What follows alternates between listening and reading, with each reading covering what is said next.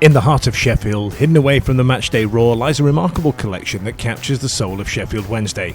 Ash and Stevie from the Wednesday Week podcast pay a visit to Luke, the curator of Wednesday Warehouse, a personal museum overflowing with memorabilia from decades of Owls history. From match-worn shirts to forgotten treasures, every item has a story. This is more than just a collection, it's a living tribute to the club, its culture, and the fans who followed it through every high and low.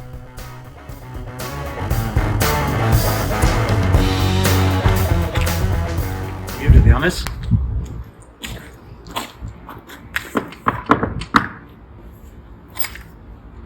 Welcome to Wednesday Warehouse, guys. Come and see our crib. Luke's collection has over a century of Sheffield Wednesday history, preserved under one roof. From turn-of-the-century relics to iconic moments from Hillsborough's modern era, this extraordinary collection sketches back more than 100 years. It's a time capsule of football heritage, carefully curated by a devoted fan. Each time tells a story of triumph, tradition, and the unwavering spirit of the blue and white.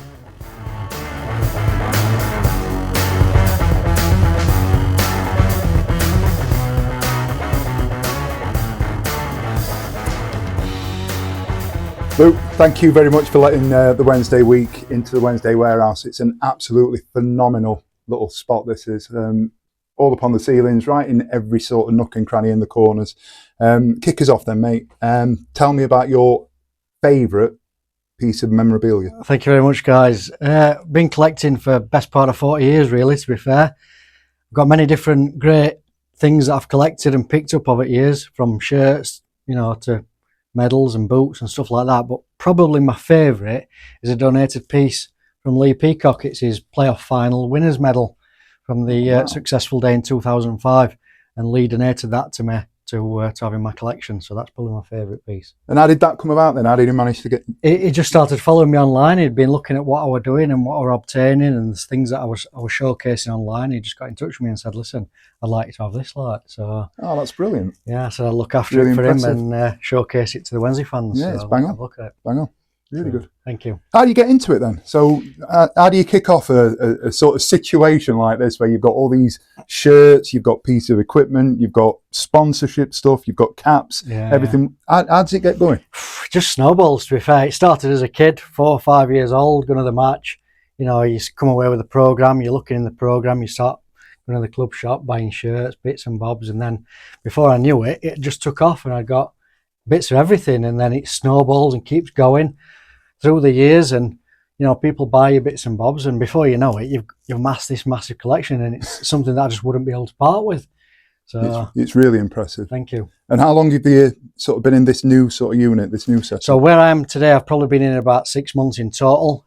Officially just opening recently, last 2 or 3 weeks. But all of this has really been in storage for probably the last 5 or 10 years. And I wanted to get it down here so people can come down, enjoy it, see what we've got, what we've accumulated over the years, and take Sheffield Wednesday as we know it, going back through the day and, showcase it to the people. The fans deserve to enjoy it and see it. Yeah, it's absolutely fantastic. Right then, kick us off then. We've got a load of shirts over here. We'll make us way that way. Yeah? Okay. Can you talk us through some of these shirts and tell us which ones are your favourites? So one of my favourites is this one. So it's the 91-92 Sheffield Wednesday home shirt. As you can see, prepared with the European sponsorship and the patches to the sleeves. And this one, as most Wednesday fans should know, is the synonymous David Hirst match-worn shirt from the Kaiserslautern away game, the one in which he was sent off. Now, quite unique, quite rare to find, especially with that sponsorship, but it just stands out to me. It's just something different. Stunning, embroidered, beautiful logo, the patches, the shirt, the quality, it just stands out to me. I like it a lot. Absolutely outstanding. And the history with it as well, the story, the background story. Wednesday in Europe, it's where we should be, you know what I mean? So, yeah, that's the one that stands out for me, and it took some serious obtaining as well. Believe it or not, that shirt was obtained from Hong Kong. And it was a big collector of football shirts that had picked it up many years ago, and it had come all the way from Hong Kong, yeah. So a full certificate of authenticity and stuff, and yeah, it took some serious persuasion and obtaining from the guy, yeah. That's unbelievable. So So what is the oldest or rarest piece of equipment that you've got? So the oldest item that we've currently got in our collection is this very rare to find Sheffield Wednesday League Champions 1928 and 29 season bread knife. Now, not only is it the league champions of the 28-29 season, it's the double champions. So the year after, in 29-30, we also did it. So you imagine Sheffield Wednesday Premier League champions twice on the bounce. That is a piece of history. And you can take the piss and what have you, but whenever you're going to see something like that that says Sheffield Wednesday League Champions, you know what I mean? Unbelievable it's stuff. Remarkable, isn't it? Yeah.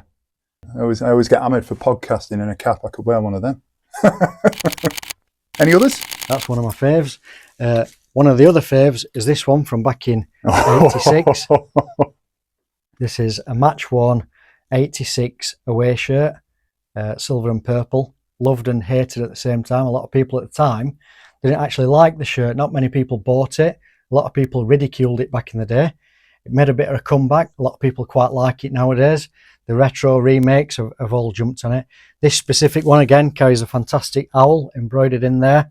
Beautiful sponsorship from the old TV and video company. Long sleeved. And this one was worn through probably most of that season, to be fair, by Wednesday legend Gary Megson. As most Wednesday fans would know, him and his dad played a big part in the Sheffield Wednesday history through the years. Yeah, absolutely. So, absolutely. Beautiful shirt. Not many of those around as well. So another quite hard to find shirt for the collection as well. That's my favourite shirt, by the way. Is it? Yeah, it's my favourite. I've jumped on the retro. And Did you have it? I didn't have it at the time, but I've jumped on the retro and had it since. Beautiful. Yeah, I'm a fan of the away shirts more than the home shirts, to be honest with you, because, like I said, as beautiful as they are, there's only so much you can do with your blue and white stripe, really. Isn't it? So whenever you see something a bit different, I think I like jumping on them. Yeah. Come on, Wednesday, bring the badge back. Bring the shirt back. Look, I'll just show there. Look at this. I mean, it won't fit me, but look, a belt buckle. You don't get them in the mega store, I tell you.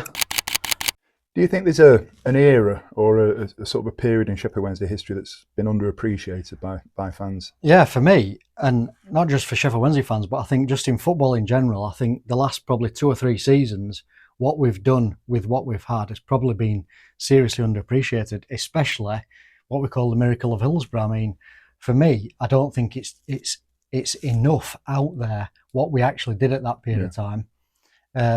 Very difficult period in terms of, where we are, what we were doing at that period of time, and to overcome that 4-0 deficit as well. I don't think it's really still even sunk into us, and we watch it every year in, year out when it comes on, and we're watching the clips and stuff.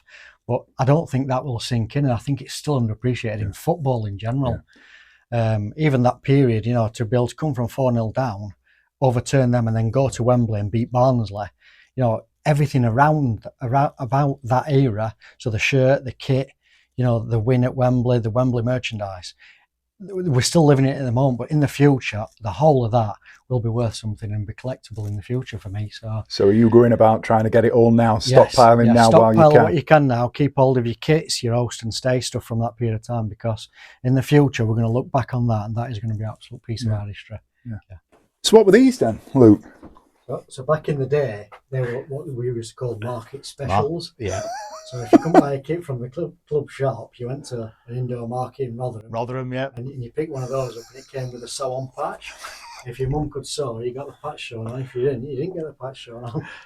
You don't remember them? No. Yeah, I remember Unbelievable. them. Yeah. Although I'm not having that red and white stripes. That's the only one that we've... not a fan of that.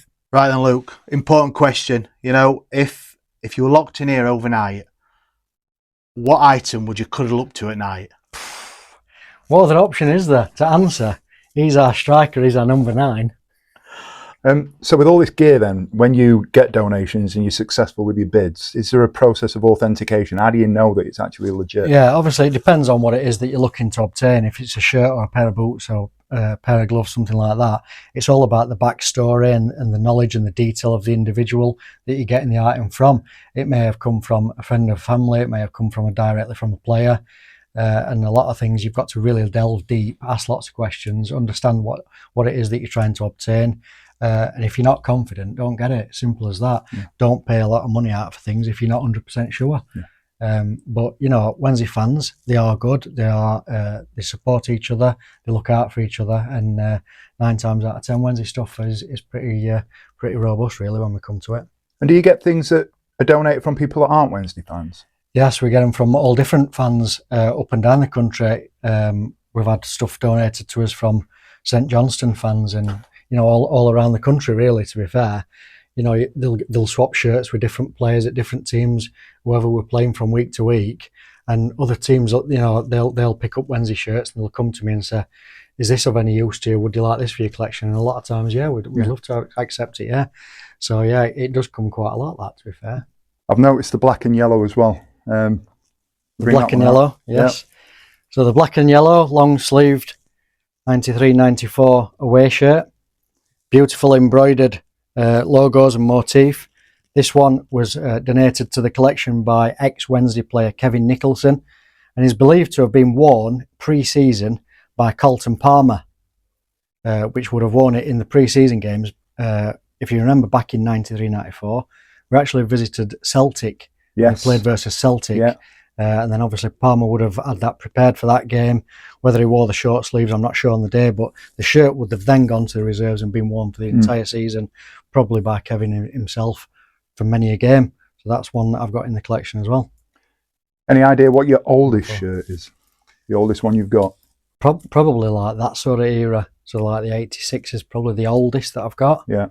Yeah, it's probably my oldest. Any more recent ones?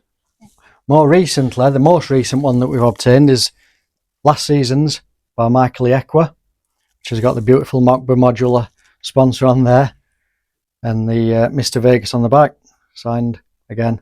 That was most recent obtained for the collection. Cigarette cards. No one smokes now. Vape cards there would be, wouldn't there?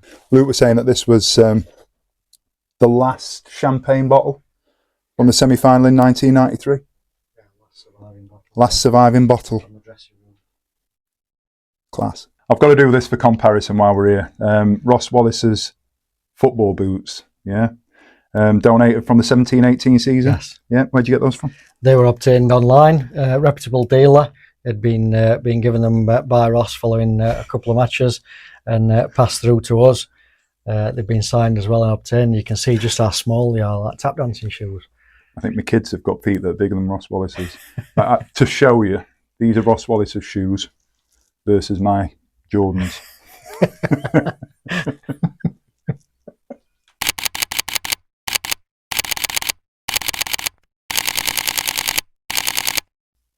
So Ash, you've had a look through. Which one do you think's your favourite? Right, I'm going to go with one from my youth, and I should have done it the other way around, but I'll not show you. Yeah. So here we go. Mr. Di Canio, what a shirt! Who else? Who else could it be? If you had this shirt, and this, I picked this because it was probably one from '97 that I really remember being able to probably afford a shirt or want to get a shirt. So for me, this is it with Canio on the back. Yeah, match one, player issued to Paolo Di Canio from 97-98 season. Donated to one of his sponsors at the time, and then passed on to Wednesday Warehouse in recent years. Very, very rare to obtain a match-worn item of Paolo Di Canio's, and it's got the white box Puma as well, which is a rare shirt to find. Most of them, especially the replicas, they had a black box around it, and the even rarer version, which is also on the rack as well, is the red Puma.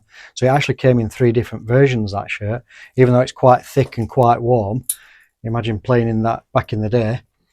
And there you can see the red Puma logo, which is a match-worn and player-issued Benito Carboni shirt. I wish I'd have brought some frozen pizza, because what a picture that would have been. Absolutely. Hey, if you all remember that one. Fantastic shirts there. And the other one for last season is the Liam Palmer testimonial that we won through the Fan Cave auctions last season. If you remember, all of his shirts that he wore during the testimonial were auctioned off, I believe, for a charity at that time. We made a bid in the raffle, and we got dropped lucky, and we got Max Lowe's for the collection.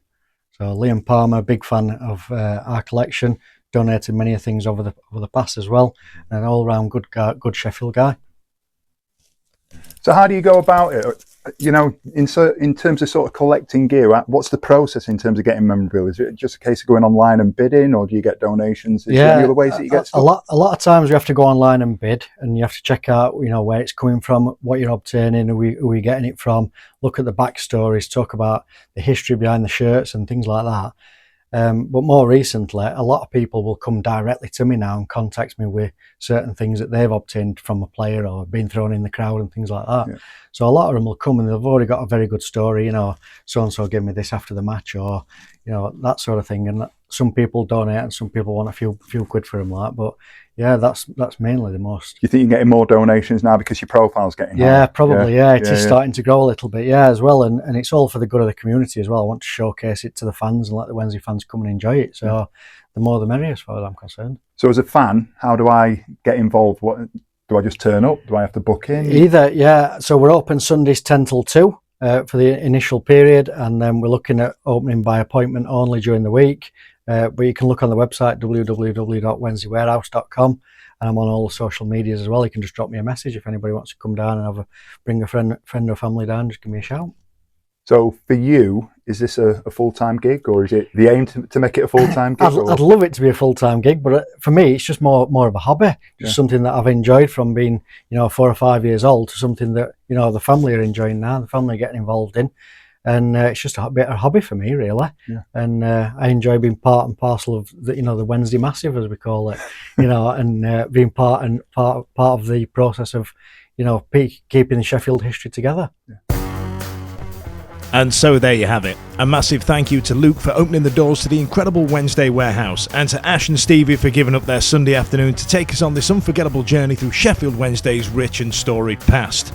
If you're a Wednesdayite with a love for the club's history, or just curious to see some truly rare and remarkable memorabilia, be sure to check out the collection at wednesdaywarehouse.com. It's a celebration of all things blue and white, and a must-see for any true owl. In the meantime, don't forget to like and subscribe at the Wednesday Week. See you later.